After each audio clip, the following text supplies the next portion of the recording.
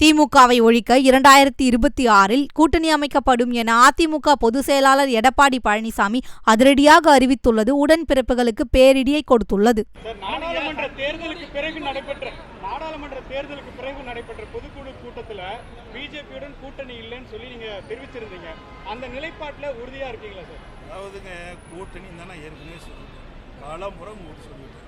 எந்த கட்சியாவது நிலையா இருந்திருக்குது உண்டா? இப்போ திமுகவில் இருக்கிற கட்சியெல்லாம் நிலையா இருக்குதா? இருக்க போகுதா? சொல்ல முடியாதுங்க. இது அரசியல் சூழ்நிலைக்கு தக்கவாறு மாற்றங்கள் இருக்கும். அது இப்போ எப்படி சொல்ல முடியும்?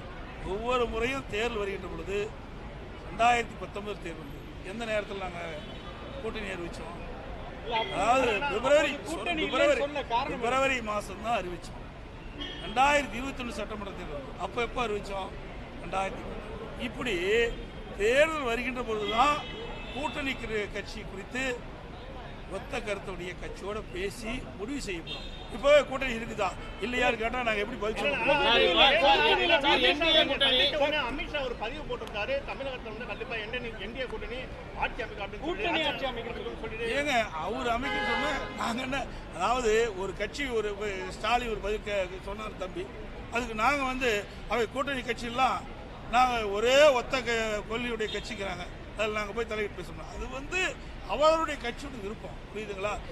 அதிமுகவை பொறுத்த வரைக்கும் கூட்டணி அமைக்கின்ற பொழுது அனைத்து செயலாளர்களும் செய்தியாளர்களையும் பத்திரிகையாளர் அழைத்து தெரிவிக்கப்படும். நீங்க அதை பத்தி கவலையே பட வேண்டாம். அதிமுகவை பொறுத்த வரைக்கும் திமுகவை வீழ்த்த வேண்டும், அதுதான் எங்களுக்கு ஒரே குறிக்கோள். அந்த அதிமுகவை பொறுத்த வரைக்கும் திருப்பி நான் சொல்லிட்டேன், புரியுதுங்களா? மக்கள் வராத திமுக ஆட்சி தமிழகத்தில் அகற்றப்பட வேண்டும், அதுதான் எங்களுடைய நிலைப்பாடு.